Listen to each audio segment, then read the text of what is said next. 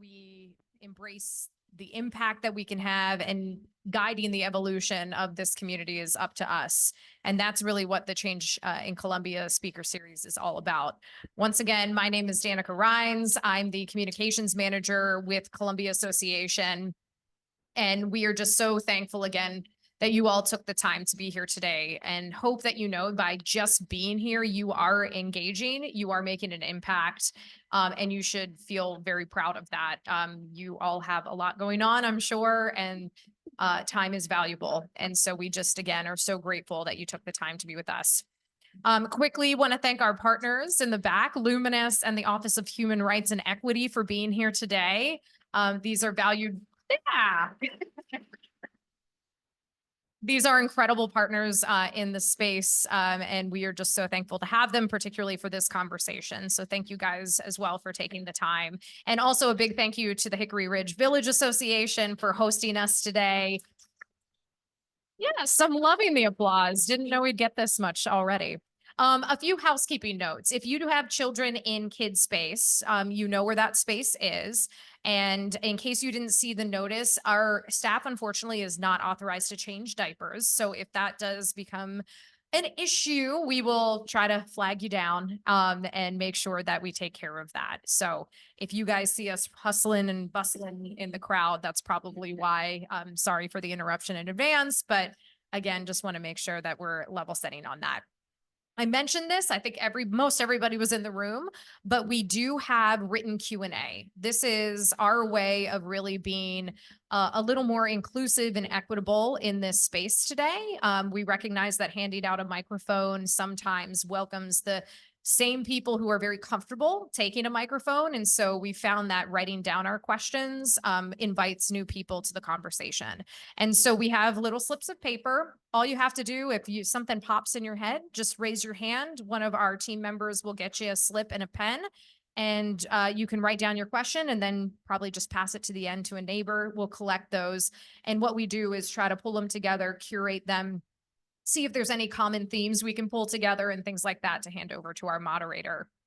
And then we are recording, as you heard very loud and clear on the speakers, we're recording tonight's conversation, and we will be posting it on CA's YouTube page for anybody who wasn't able to come tonight.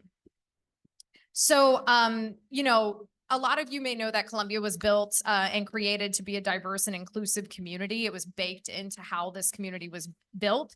But we would like to challenge everyone here tonight, and anybody watching as well, in believing that simply having neighbors that don't look like you, talk like you, maybe believe what you do or have the same experiences, it's just not enough.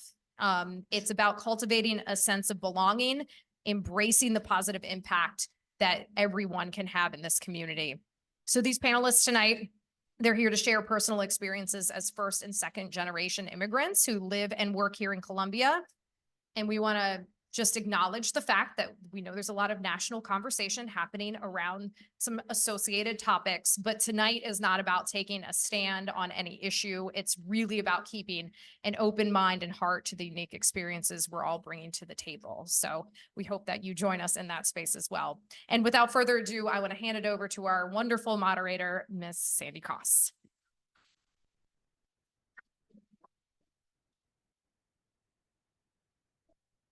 Thank you, Danica and Robin, for putting this awesome panel together.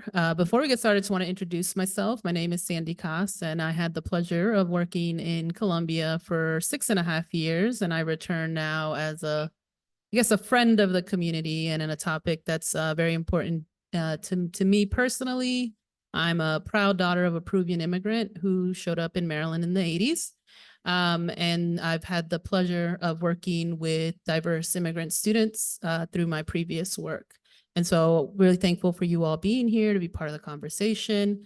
Had opportunity to meet with our panelists as we prepared, and I think it's a really good conversation that you all are in store for.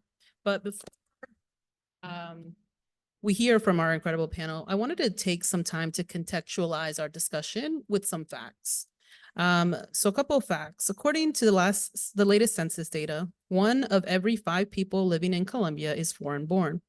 That's more than the statewide population at roughly 16%. So going back to the diversity. 31% of all students enrolled in higher education throughout the state are first and second generation individuals. A recent report from the state comptroller found that immigrants make up 21% of Maryland's labor force and have a significantly higher labor force participation rate than US-born Marylanders, making them essential to the state's economic success.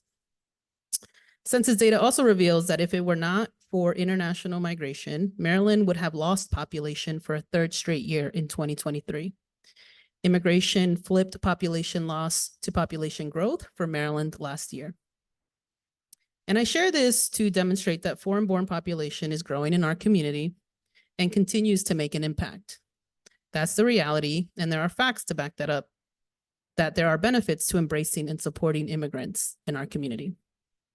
The goal for tonight is to build on those numbers with personal stories. So while tonight's conversation will not be representative of everyone's experience, we hope you will walk away with new perspective and a desire to learn more. I am now going to turn it over to my panelists. If you could please introduce yourself and share a brief overview of what brought you to this community. So my name is Kondi, and I am first generation, migrated here from Springfield, Massachusetts. That's where I grew up, but coming from Jamaica. And what brought me here, I was a travel nurse, and I met my husband and we decided to stay. So, and it was beautiful, so. Awesome, great. Thank you all for being here this evening. My name is Anish Manrai, and I serve as the Assistant Director of Community Programs and Services at Columbia Association. A little bit about my journey and how I got here. Born and raised in India, tiny country of 1.4 billion people. And when I had the opportunity to pursue some higher education, because I was also a student athlete, I found my way to go to Australia first. And then when an opportunity showed up to kind of move to the US and pursue, you know, a field in a career in sports, I kind of took that chance about 23 years ago and moved here.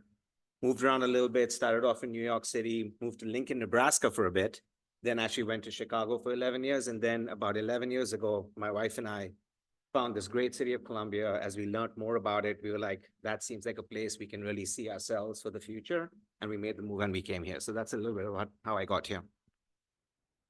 Hello, I want to thank everyone for being here and being a part of this conversation, first of all. My name is Brandy Lemus. I am 25 years of age. I am a daughter of immigrants, both from Central America. My mom was El Salvadorian and my dad is Honduran. So my experience just like differs a little bit, I guess, because I was born and raised here in Colombia. But I guess being a daughter of immigrants does play a part, I guess, in the diversity that I can bring to the community as well. Awesome. Thank you, everyone. So there are many reasons why someone would immigrate from another country. For some, it's an intentional choice. For others, it's happenstance. We're going to start with Brandy. Can you talk a little bit about your experience as a child of immigrant parents? Yeah, so just like I said it before, I was born and raised here, but both my parents, I believe my dad has been here for 30 years. They both met here, you know, just seeking employment here in Colombia. They actually both used to work at the Red Lobster that was on Snowden that is now shut down. But it just continue even now to be a place where there's like a lot of employment and restaurants where I would say like immigrants that are starting off can maybe like go and seek employment. So it's a good starting point, I would say, for them. And then they decided to stay here just because they said that they did like the sense of safety and community here. And then we came along, me and my twin came along 5 years after them being here in Colombia, and they did decide to stay also because of the school system. So all very good things. I work here in Colombia as well, actually like in the Long Reach area. And I myself just love the sense of community and the sense of belonging, I guess, that I feel as well. Thank you. We're going to move on to Anish. Can you talk about what brought you to the decision to come to the US from India? And what were the biggest challenges you encountered upon your arrival here? Yeah, so as I shared, I was very passionate about sports from a very young age. And luckily, they were showing a lot of professional sports on TV in India. So started watching the Chicago Bulls very early on in my life. And I was like, wow, that is a very cool place. And for somebody who is so passionate about sports, that was kind of the beacon of light. You know, the US represented that is where you want to be. If you can be there and you get the opportunity to go there, that would be that place. And 23 years ago, you know, India's come a long way, but 23 years ago, definitely a career in sports was not something anyone even looked at in India. It was either become a doctor, engineer, so on and so forth. So continued pursuing my passion and all of that. And that led to an opportunity to go to Australia. And so I went there, was a student athlete there, started doing some coaching in the sport of tennis because that was my discipline. I was a tennis player and enjoyed interacting with people and giving back to the sport I loved as well.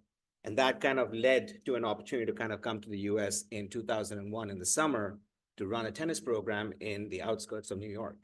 And that's really kind of where the journey began. And it's been a dream ever since, honestly. And it's led to so many great opportunities to meet people along the way. But going back to the challenges coming here, first and foremost, I left at a very early age. Probably the biggest challenge, I was joking with my wife earlier, was learning how to drive on the right side of the road and not the left. That was a big challenge right on when I came here. But, you know, just coming from a place where you look very different in a chosen field that you don't see too many people from my background in my field, you know, to overcoming some assumptions, which we'll get to as the conversation goes on, you know, just being able to kind of stand up and being able to kind of have those conversations, putting yourself out there, which we'll talk about more of, you know, those were all the challenges to kind of overcome very early on in the journey. And even now, you know, you have to still make sure you keep getting out of your comfort zone and kind of keep reminding yourself that, you know, you can make a difference, you matter, and kind of keep getting to know people along the way and kind of just go through that journey. Awesome. Thank you. I'm glad to hear that your sports journey started with the Chicago Bulls. It's It was very all about Michael impressive. Jordan. All about Michael Jordan. I'm glad you didn't watch the Wizards. That might have turned you off. Honestly, I didn't know any of those teams existed Just the because Bulls. they only showed the Chicago Bulls on TV because it was the dominant time. So if we were doing it now, maybe Golden State Warriors. you would have been Probably. San Like, Francisco. yeah, exactly. Awesome.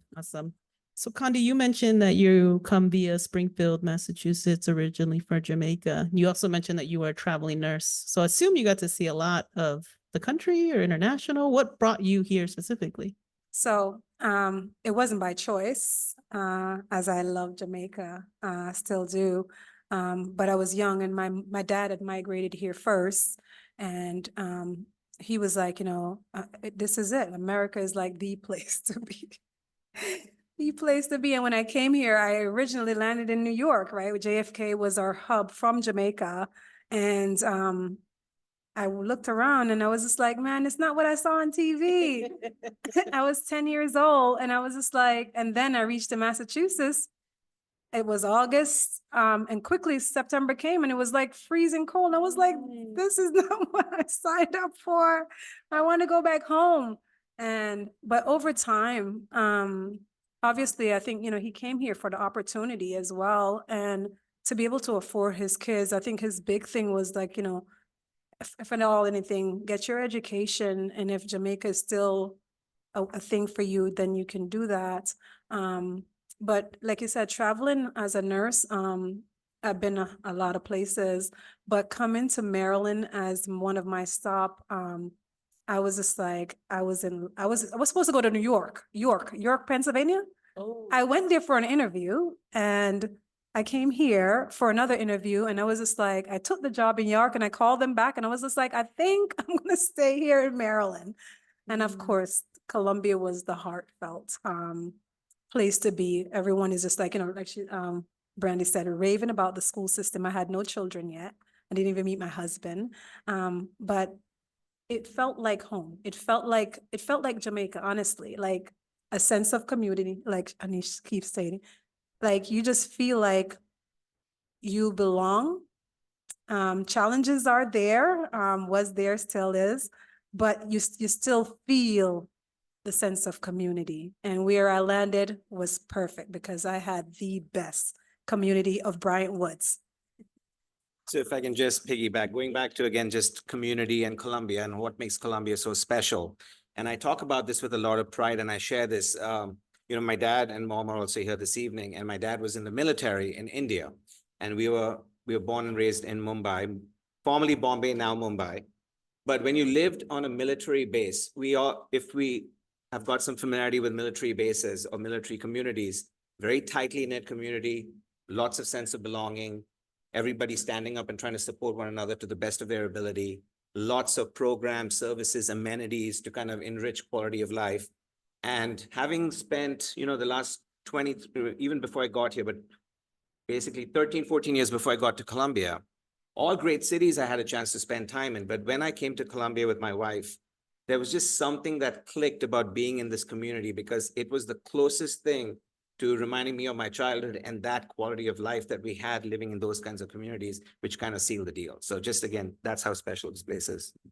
Awesome. So I'm hearing some themes of community, sense of belonging, but it seems across all three of you, it's the education, right? Access to opportunities that maybe didn't exist where you're originally from or where your parents are originally from. And I think if we think about that, right, it doesn't differ from those of us that were born and raised here, right? Opportunity, education, sense of belonging. So there definitely are those similarities. Anish, you mentioned your dad specifically, and you have the additional layer of recently bringing your parents over from India. What prompted that transition for them? And what can you tell us about that experience? Yeah, so they're both here this evening. 2 years ago, they officially migrated. And let's start with, it was nice to be able to say that, oh, there's an opportunity to have your parents again by your side after the age of 19 when I left my house. I'm now 46, so it's been a minute. So there was that, excitement aspect as well, right? But ultimately, the catalyst was, we know what happened in 2020. And when you have a country of 1.4 billion people, you can imagine how miserable life was out there when we went through that global pandemic. And really, it was about making sure that having them in a place where there was that quality of life, access to things, being able to be in a safer environment, things like that. That was the catalyst. Now, they've lived their entire life in India. So it's not easy to just say, hey, drop everything you're familiar with and come to a new country, right? So it was a process. The conversation began before the pandemic, but ultimately the pandemic also brought a sense of realization on them that, there is this opportunity here. Let's give it a chance. If it doesn't work out, we can go back home. No harm, no foul. But, it's been so great to see that ever since they've been here, how they've kind of acclimated themselves to life and culture here, even though it's out of their comfort zone, understandably, but they've kind of put themselves out there.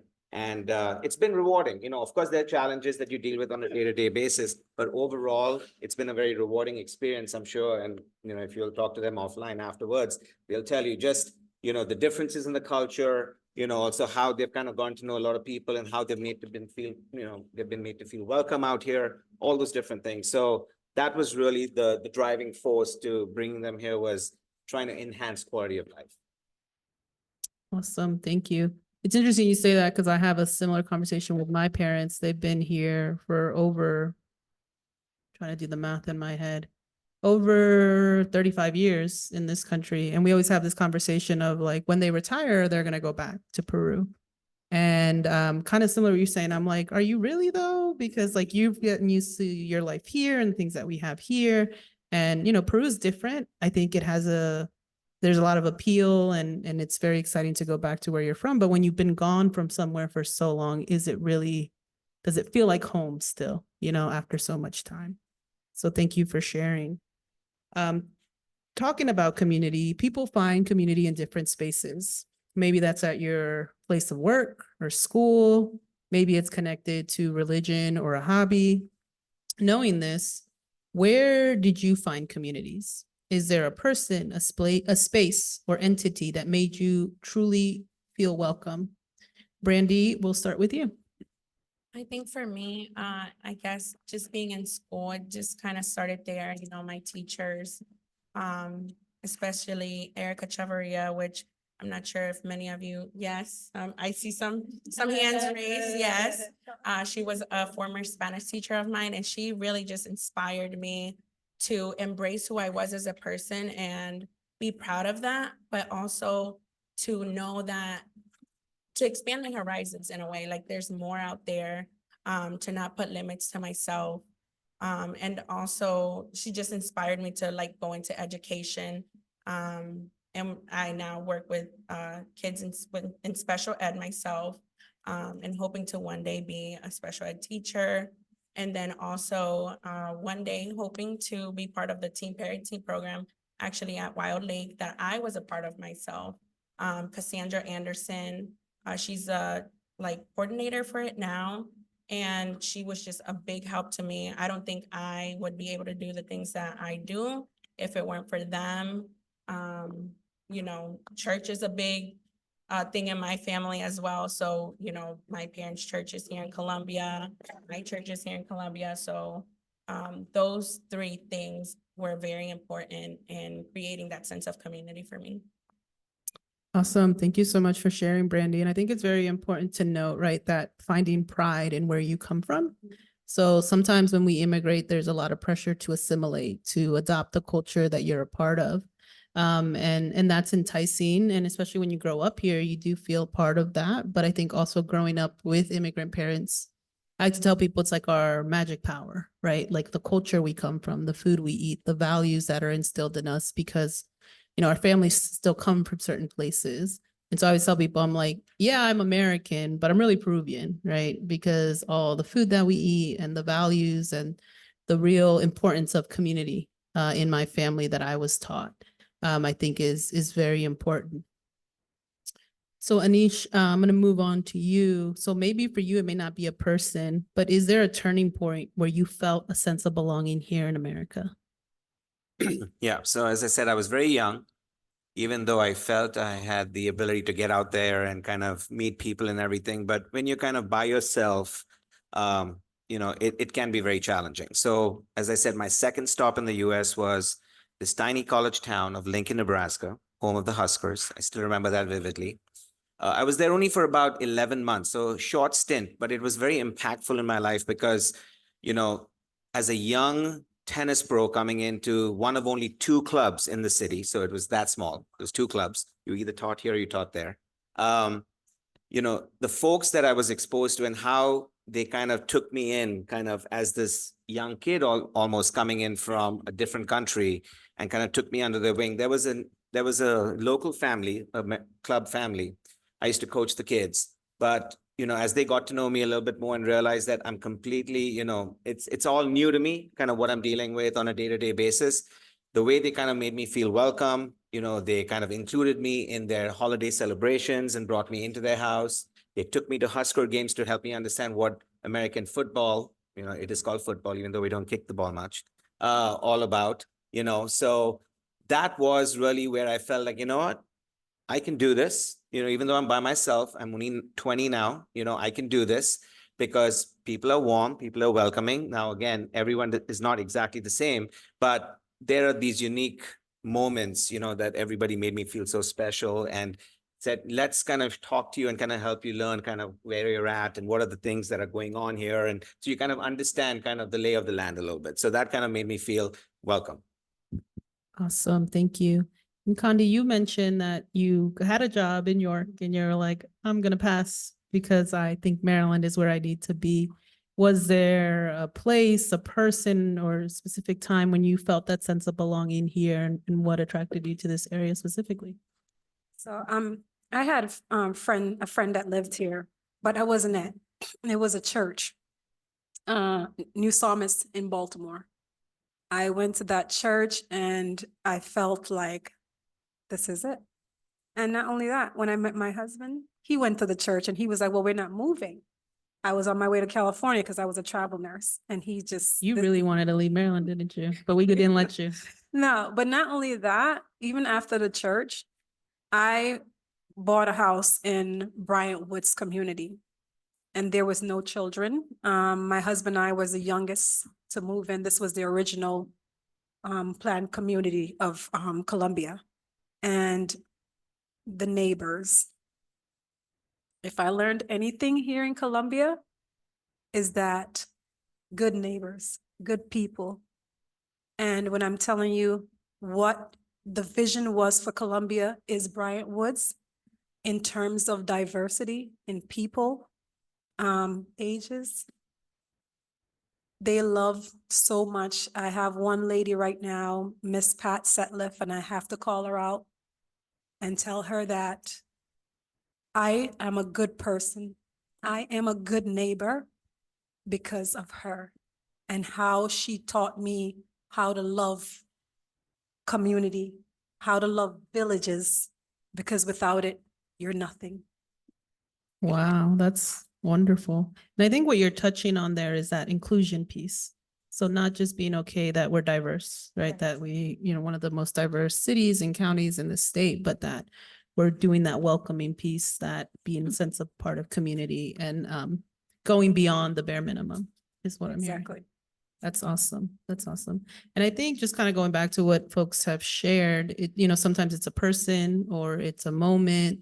I think a lot for myself growing up, I grew up in Montgomery County, and my family was kind of one of the first Spanish speaking families in our block. We're originally Peruvian. So, many people here have had Peruvian chicken. Everyone probably, right? Yeah. And there's so many Peruvian chicken restaurants. When I was growing up, there was one. And we would go to that one on special occasions only. But I bring that up because I think it's also the intentionality is important. So I grew up, I went to an elementary school and kind of listening to Brandy's story, right? Of like having someone had a paraeducator who spoke Spanish so she could translate for my mom. And so it really helped in terms of my mom being invested in education and knowing, what I needed to be doing, what I didn't do. But the other thing I want to add, I think we'll discuss this a little later, is that language is one component of creating a sense of belonging and welcoming, right? The other piece really is that intentionality around programming and structure. What are we building and how are we being inclusive and listening to our community members that maybe are not participating and why aren't they participating? And maybe not just saying, oh, they're not showing up because they don't want to, right? There may be a reason why that's not happening. And how do we, as organizations, as community members, or, people that provide services, how are we being intentional about engaging with that community? So let me see where I'm at. Okay. So we've talked about some really great experiences and that's important, but we also want to, there has sometimes aren't always great experiences as an immigrant or someone that may look like an immigrant. And I share that because I've had an experience at an MBA in the state where someone where it was working with someone where they were like, well, are you here legally? Just because of how I look. And so they made an assumption about me that A, never ask anybody that question, but B, also, like I said, where are we being intentional about how we serve people in our community? So we're going to talk a little bit about misconceptions and assumptions that we may have faced in our journey here. Is there something you've heard throughout your journey that has stood out to you? And I'll leave that open to anyone who wants to take the question. I would say for me, it would be now 6 years ago, my sister passed away and I have 5 children. And so the misconception is, as soon as I say it, it's like a retort and basically you must be unassistant or needing of some great assisting. And I don't think it's offered in not like a positive sense often when I get it, right? Like, oh, we're welcome to give you this assistance. It's almost like in a down, it's almost like trying to make you feel small, right? And so, I sometimes politely say, thank you, no, I don't need that assistant. And then oftentimes when I am looking for the resources, it's like, where do you find it? I do also, like Anish, I brought my mom here, my 7 siblings here to America. So where do I find the resources to help them? My mom is now disabled here in Columbia, and I just found out that there is an aging department that could help her. I've been here 17 years. And so where are the resources? This is what the challenges are for me. And how do you get to it? And who is saying it and who is teaching it? So that's where I found like challenges. Wow. Yeah. So you can access these resources, but even with the, language is not an issue, nothing like that. There's still not that intentionality. No, no. So I'll definitely share something about resource challenges, but the biggest most interesting challenge or misconception assumption I've had to overcome over the last 23 years is people being very surprised that I could speak English the way I could speak English, something as simple as that. And the fact that actually I had a graduate education and a postgraduate education. And Dan, who's my boss here, is sitting here. He knows that I've always looked at life as the glass half full kind of guy. And so I've looked at this as an opportunity because I've seen things as I've come into the US on how maybe India has been depicted in movies, in other publications, and so on and so forth. So I've kind of taken that as an opportunity to try to promote more awareness around the fact that India is a very large country. There's a lot of different pockets in India. Of course, there's a lot of rural India, but there's a lot of urban India as well. And, being a former British colony, understandably, there's a lot of good schools in India and everything. And if you have the opportunity to go to these institutions, actually, there's a lot of great education there. And, English is an important language that starts from day one if you have the chance to learn it. And so I've kind of taken that as more as an opportunity to kind of promote awareness around maybe some of these assumptions and misconceptions. But it's kind of surprising, even 23 years in, I'll still have these instances where people are so shell-shocked that I can actually speak the language the way I do. And I think me being like the daughter of an immigrant, it kind of looks different for me. For the most part, I always, felt included and didn't feel different than everybody else, but it's almost like, kind of like Sandy said, yes, I am American, but yes, my roots are also elsewhere because, my parents are both Central American. And so that kind of made it hard for me in the sense of education, kind of on the other end, because people thought, oh, well, you're American, you were born here, you have all the opportunities to succeed and, get a good education. But on the other hand, at the other end of that, my parents weren't aware of what was available. And so it was hard for me to navigate kind of life after high school and what I wanted to do because, and we talked about this earlier with between me and the panelists. But it's almost like I created that sense of like a surviving mentality that my parents came here just to work and we were trying to stay afloat. But then, I remember teachers always telling me, oh, you're so great. You're so smart. You're going to do so much. But then at home, my parents always told me, go and get your education so you don't have to work as hard as I do. But they couldn't really help me with that. They didn't know what that looked like. And so I was kind of stuck in the middle of, I'm being told I can do all these things, but then I don't know how to get there. And people thought that I did. And so there is a lot of resources. I think Colombia has a lot of resources for, first and second generation immigrants or children of immigrants.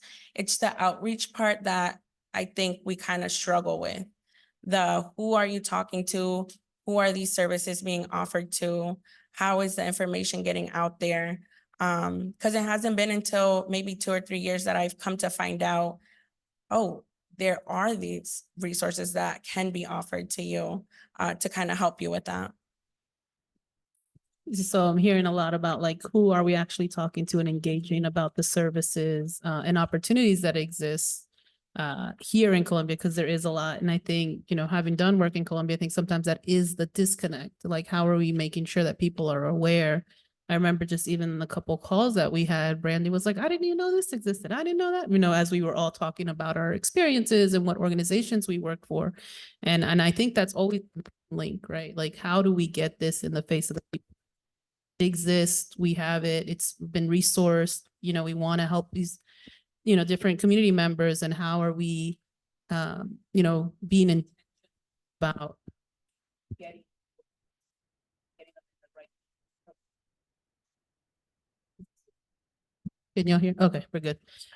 And then the other thing that I think I heard a little bit about assumptions there is impact and intent, right? So like, you know, it wasn't my intention to make you feel, I wanted to connect you to a resource, right? But the impact to you was you're making this assumption about me that I don't actually need.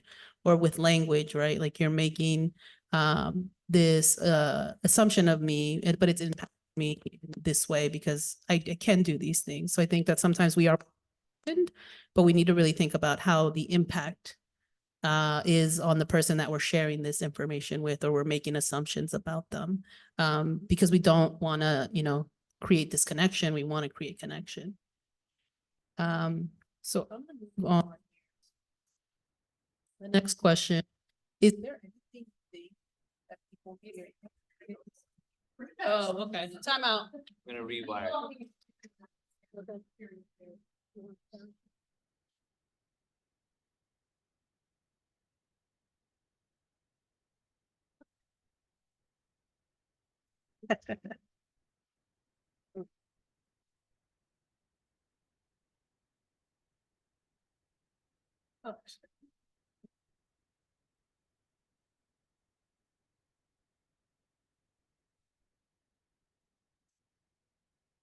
Thank you. So we're gonna move on. And this is open to anyone who wants to start first.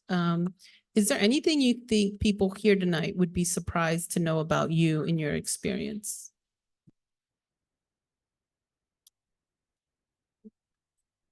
Okay,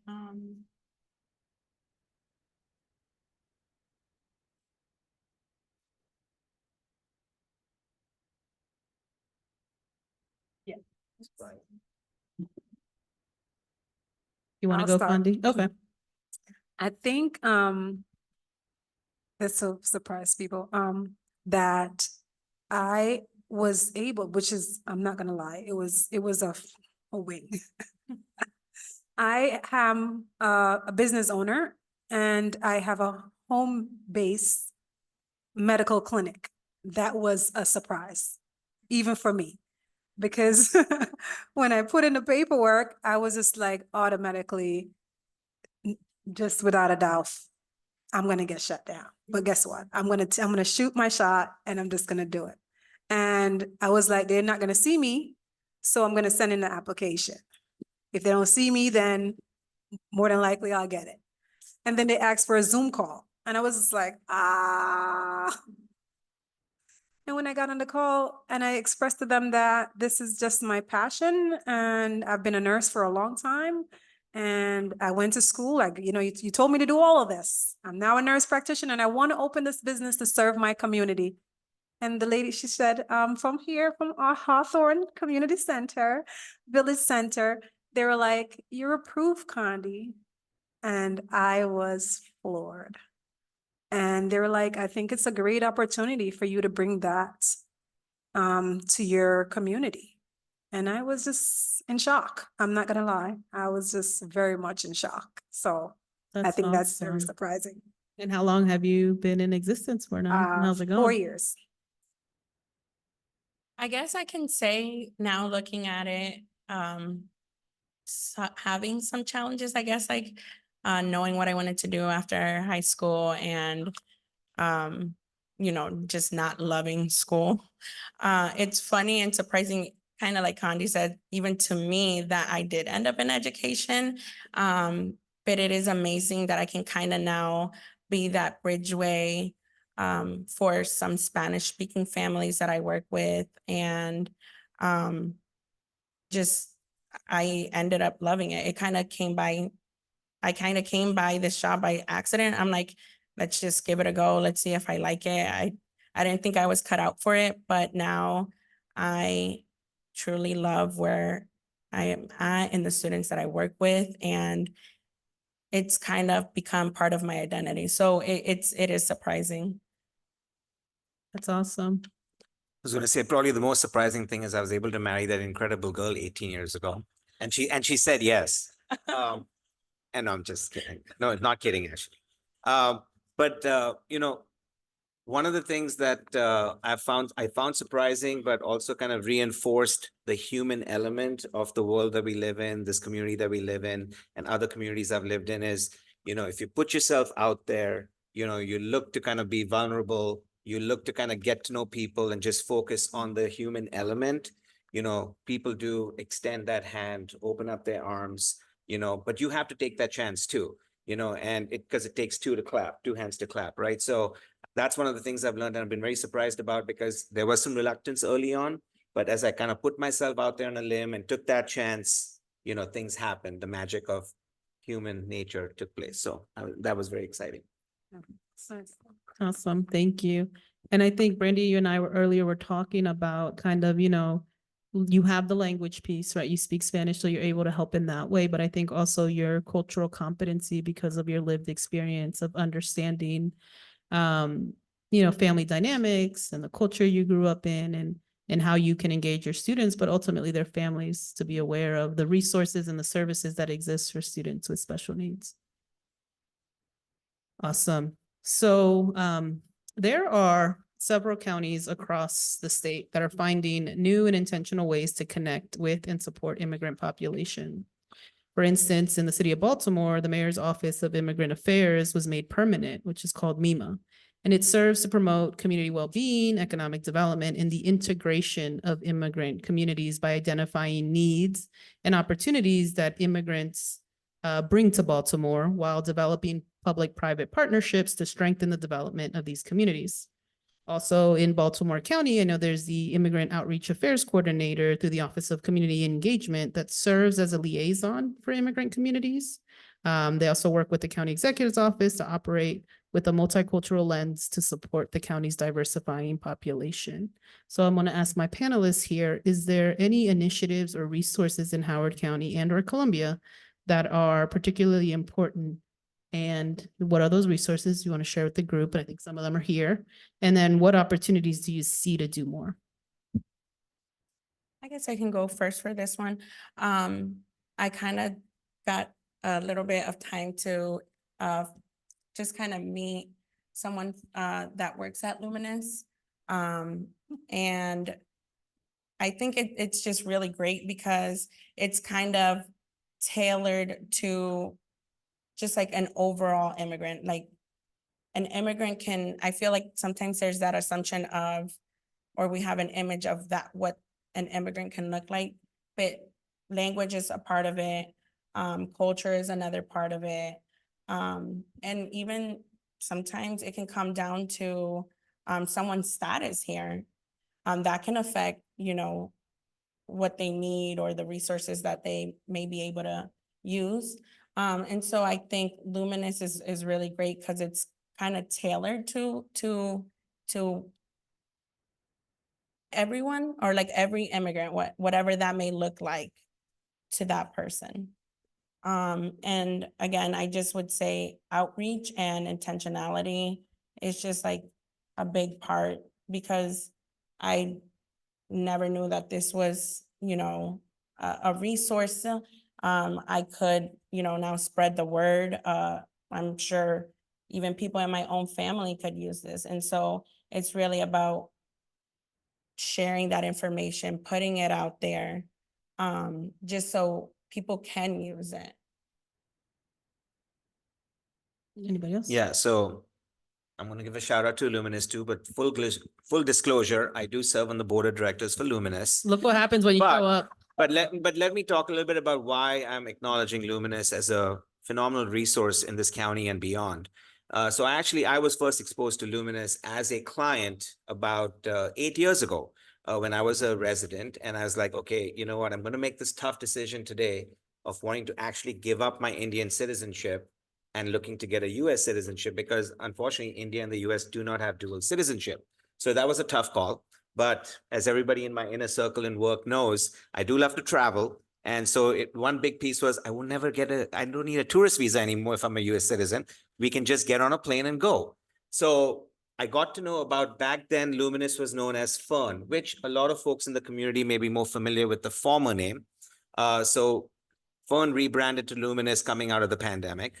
But the services that Luminous kind of, provides, especially the immigration space, the accessibility to those services with qualified professionals, the affordability aspect of it, which is so critical as well, right? Because we know things like that can cost an arm and a leg, and everybody doesn't have those resources available. So that was key. I was able to have those services provided and get my US citizenship. Then I used the same services again to really get my parents their green card 2 years ago. And then coming out of the pandemic, when you recognized all the different challenges in the community, the inequities and all of that stuff, there was that connection, and I felt like I wanted to also give back in a way. And so that's why I wanted to go on, onto the board and kind of help provide, some support from that aspect as well. But there's a lot of other great things that Luminous does. And again, going back to what everybody's echoed, part of it is driving awareness in the community, right? There's a lot of good things happening, but there's a lot of unknowns. And how do we get to know about all these great services and resources that are out there? So things that we have talked around and, I've mulled over and everything is, if there was a way to have some sort of a formal orientation to resources when you kind of came into the county or the city of Columbia as a new immigrant, as a new transplant, being able to kind of guide folks through that process. And that's why using vehicles like this with each other, but also the community at large, being able to provide and spread awareness around all of those things, we're kind of paying it forward and helping everybody kind of along that journey so that, because as we can get more people connected to these different things, we become a stronger, a more engaged, a kind of, a great community, and just keep moving things forward. So yeah, good job, Luminous. I would say, and highlighting Tina and Luminous, but we also look to our villages, right? Because I did not, honestly, even with Fern, I thought for a long time that Fern only caters to Hispanics. So when I was doing for my mom, I didn't go there. I hired someone, paid way too much money. Right? But again, it's making sure everyone is being aware, right? But use the village centers, because it's resources like even information being put it out here. But I guess what I'm saying is, I think we need more connectiveness, right? In order to spread the information a bit more wide, and for people to understand that Luminous is not just for Spanish speakers. It is also for immigrants from Africa, anywhere else in the world that you need immigration resources. So Tina, of course, always thank you for what you do. I think, we all kind of touched on it. Sometimes there's this image of immigration, and it's usually tied to a Latino population. But, in the work that I've done with students, there is diversity within our immigrant population. So not making those assumptions, of, these people are immigrants. There's, like you mentioned, from Africa, the Caribbean, a lot. And, so it's important to also, when we're thinking about doing outreach to this community, of like, well, who is that exists in our community, who, not just making assumptions based off of that. So I have one final question, but before we get to that, I have some participant questions that I'm going to ask. So I'm going to just look through these. I'm going to go with the first one, because I think we already touched on it, but we can maybe expand a little bit more. So it says, all three of you serve the community outside of your day job. What drives you to do that beyond your other responsibilities? I can start just kind of finishing, talking about where I left off. So, there's always intent to do stuff and kind of be able to support different things. But as I said, the pandemic was an eye opener for all of us in so many different ways, professionally, personally, and again, going back to my affiliation with Luminous Fern back from 2016, I knew back then, because as a client, I was already talking about the great impact that an organization like that can make. It only felt, natural. And I had the privilege of going through a great program in our community called Leadership Premier through Leadership Howard County. And that was very eye-opening, right? I mean, we have had several people from our organization go through that. And the whole objective of a program like that is to kind of help build an awareness for all of us in the community around what's great, what can we do more, what are the different organizations out there that you can help kind of work with and connect. And so it all kind of came full circle coming out of the pandemic, that I was like, okay, I can see myself as a first generation immigrant connecting with an organization to further its mission because I could connect with the values. Awesome. Anybody else? And I serve on the Wild Lake Village Board, and just being able to be a part of, again, a community and giving back and be a part and just having a seat at that table in order to help serve the community. I feel like, yeah, everything that you learn from your neighbors, again, from going to school, you want to give back. That's what Columbia make you want to do. You want to be so embedded that what we take from each other, and we need to be able to, I want to be able to have my kids know that, listen, we volunteer and we do it with pride. And that's what helps Columbia to continue to grow into what Columbia is. And I guess for me, it's just kind of something that was instilled in me, I guess, in a sense. There was many people that were part of my village, and part of appreciating that is now giving back, and knowing where I can help and how I can, maybe close a gap or be a bridgeway. And so it's something that maybe is like a core belief or that was instilled in me by my parents, appreciate the people that helped you. And now it's your turn to kind of give back to your community. Awesome. Thank you. So the next question is, do you ever feel disconnected from the country you or your parents moved from since changing your home? How do you continue to feel tied to your heritage, and how do you share that with others? Sorry, you. Oh, I was just gonna say, even though I've never actually been to either of my parents' home country, but there's this weird feeling, like I always say when I'm talking amongst like my friends or my family members, I say back home, even though I'm American. And I think part of that is obviously my community, my family, and just there being so many restaurants and places and people that remind me or teach me what maybe a little bit of what my parents' home country was like. And for me, I would say I've stayed pretty much connected, right? We still have a very close-knit Caribbean community here in Colombia, Jamaican to be specific. And from early on, I made sure that, bringing my kids home, we just got back from Jamaica. So just staying close to my roots, but also, making them aware that the privilege, I think when you go back home, you can appreciate, especially after we came back from Beryl, where there's no light and or running water in places. It gives them a great sense of appreciation of what Colombia has to offer. Yeah, and I still have my sister who lives in India, so that does help in kind of maintaining that connectivity. Even though my parents have moved here, they do go back 3 months every year to kind of spend time with my sister. But I still have a lot of friends out there, and so I'm able to keep in touch with them. And I think the thing that I've actually struggled with the most coming to the US is, again, going back to what I said at the start, in my chosen field, in the space that I'm in, there's not a lot of people I can speak my national language with. And so I've kind of lost touch with that a little bit, and I struggle.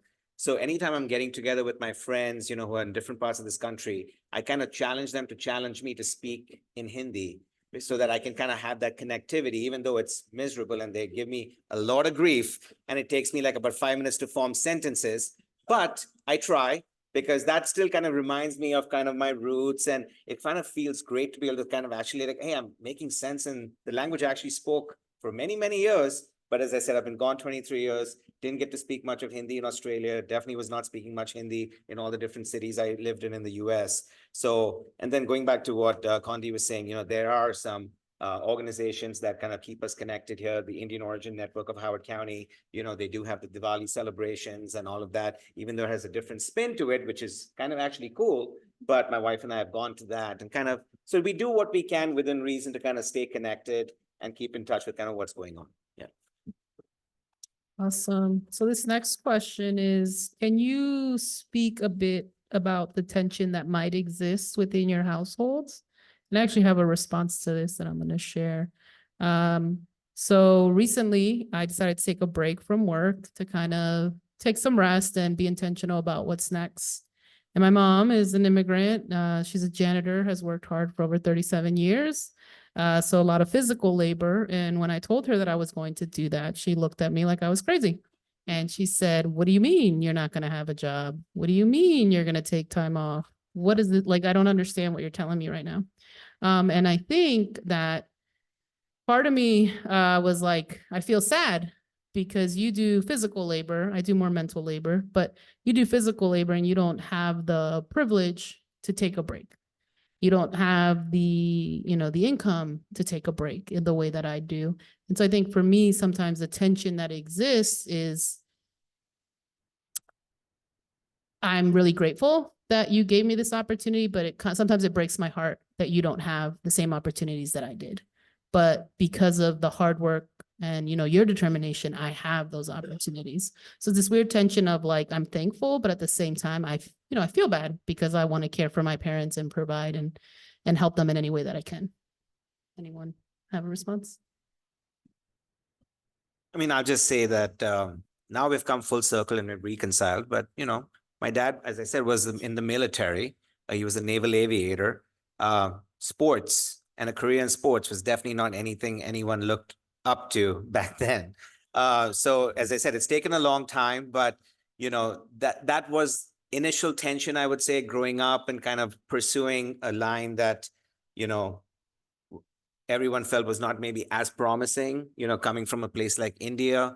But, as I said, we've come full circle and reconciled that. And now, we're all in a much better place. But we kind of now joke about all those tense moments and tense conversations and all that back and forth. Awesome. Anyone else? Or we can move on to the next question. You good? No, I'm gonna say, I think the only tension is, me being Jamaican, was raised in Jamaica versus my kids who are American, and it's completely different. They're culturally different. And so trying to instill a bit of me in them, sometimes it's challenging, like, Mom, we're not in Jamaica.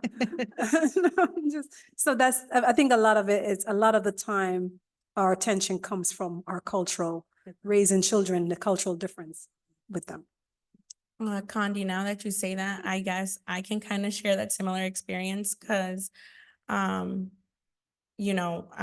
myself have 2 children, and my dad and family always, remind me to remind my kids, but it's hard sometimes because, we consider ourselves American, Latin American, but I kind of have, I guess, lost touch, and in that sense of, passing on those, I don't want to say values, but those cultural things to my kids, because they themselves, they don't talk Spanish.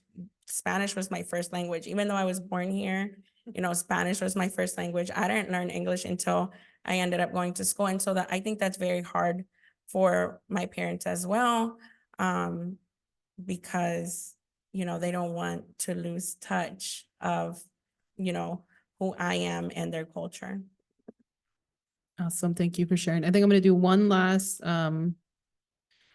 question from the participants, and then I'll do my final question as a closing. So what do you think we as a community don't understand about the terms diversity, equity, and inclusion? And what can we all do better, something small or big? I mean, I'll just say that it just starts with treating each other as people. And I think that's kind of what made Columbia so special for my wife and I when we were looking to make that move. And we kind of learned more about the values that Columbia was built on 57 years ago, that there was that intentionality around people trying to break down those barriers, trying to just focus on everyone as individuals and really learning about each other's story and each other's journey. So those are the things that, if we can continue to be very intentional about those things, keep that front and center with all the things and background noise around us and the world around us, that's happening on a day-to-day basis. If we can cut through all of that background noise and focus on these types of things, that's what makes us a much more, positive, a much more solid community as we move forward. And I think that's what makes this place so special. And we have a lot more we can keep doing around that space. And just to add what you said, Anish, I think it's just important to remember, that maybe everyone's immigrant journey can look different, or they may be at different points in their journey. So kind of like Anish said, just cutting back on that background noise and just getting to know that person, right? And knowing, how we could help each other and just help out a neighbor. I was gonna say, and you hit it on the head, Brittany, same likewise. I think if we hold on to the human elements of who we are, and everything that we bring together. Anisha mentioned the Nana Ali Festival. I don't miss it. I go every year. It's a lot of fun. Yes. But hold on to humanity. I think that Colombia will go far because, like I said, continue to be that good neighbor, right? You check in on everyone, you walk around your community, you make sure you're doing, listen, your village center give you $100 if you have a block party, y'all. Bring out your neighbors, have a block party, meet who is in your community. And I think once we start connecting, right? Connecting again, I know the pandemic just threw us for a loop, but we need to bring that element back and watch Colombia grow even stronger. Awesome. Thank you all. So this is the last question for the panelists. If the people who come out tonight leave with nothing else, what do you hope they take away from your collective experiences in this conversation? I can finish up. I would like them to just take away that, listen, we are much stronger together. And I know that changes in Colombia is starting to look like, it's not for growth, but it is, right? Everybody brings something to the table. No one, I feel, is gonna get up one day and leave their country just for nothing, to come and sit in your backyard. They're coming here to work for their children, to work for their family, like Anish and myself, is to bring our family to the United States so my brother can have a better opportunity, so my sister can have a better opportunity. And, I instill in them too, you work hard so the next person can level up themselves. And so if we think about it in that mindset, that no one is going to take no long journey from wherever they're coming from just to sit and be dependent. They're here to work hard with you and to make your community even more vibrant. Yeah, I was just going to say, so one of our core values at Columbia Association is being connected. And that's something that's very near and dear to me because it's all about building and fostering relationships. And so that is kind of what makes Columbia as well. And that is what makes it a special place. And I think going back to what I said right at the last question is, if we're all intentional about it, if we kind of take a step, we just stop, pause, and recognize that and continue to kind of bring that to the forefront of what we do on a day-to-day basis, I mean, there's no stopping where this community can go. And, we have been here 11 years now, and the way this community continues to transform, change is the only constant in our, it's very important to keep embracing that change and kind of keep moving forward because it's a very fun and unique journey. So, yeah. Just kind of to touch on both points of what you guys said, just remembering, everyone has something to bring to the table, no matter where they're from or, where they are in their journey. It's always about, I want everyone to remember that sense of community and, helping each other, not only what you can do for that person or for those people, but how maybe one day you could, need something from them, so just leading with kindness too is like, a big thing, and being a good neighbor. Awesome. I think I would add for them, you heard different experiences, stories, why folks came here. and really just ask yourself, where are the similarities in your lived experience, right? Because I think there's more similarities than sometimes we want to realize. And so, opportunity, education, wanting to give back, wanting to feel connected, wanting to give more for those that come after me, and those that came before me, wanting more for myself. I think that everyone here could speak to one of, the experiences or the stories that our panelists here shared today.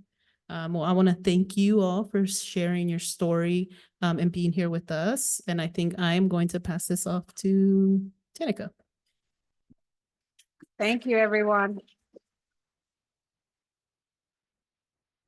Thank you all so much. Again, awesome stuff. Thank you so much, panel, for sharing your stories. This is, if you have been to any of our other Change in Columbia events, this is one of the more personal events that we've had. A lot of the others are a little more fact-based and data-driven. And so I know, prepping for this, that I really appreciated this panel's willingness to open up personally about their experiences. So thank you for being part of that. So couple things, I promise, and then we'll let you all go. A reminder that this will be posted on YouTube, on CA's YouTube page. So that'll be up to share with others if you would like. Joe, my colleague, is back there. He's taking other video that will probably pop up on social media as well. So be sure to follow us on social media to check that out.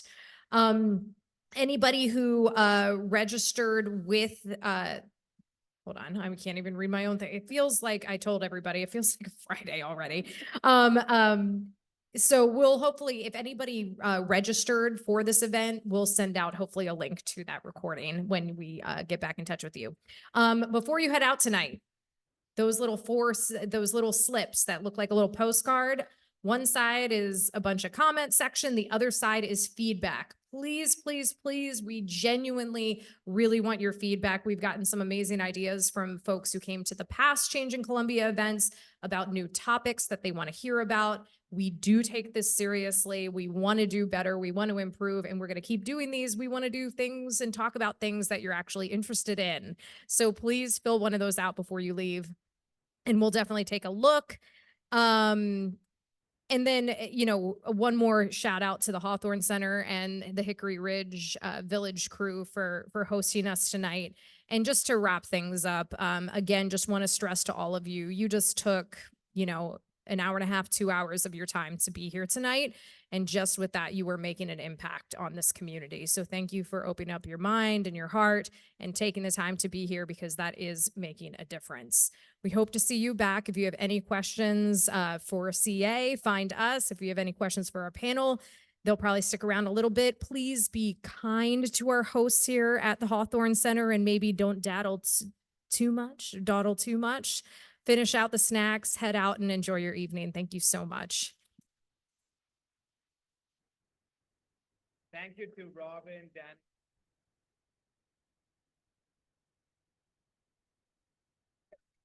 Oh, yeah. Great job, everybody. I want to get a little emotional.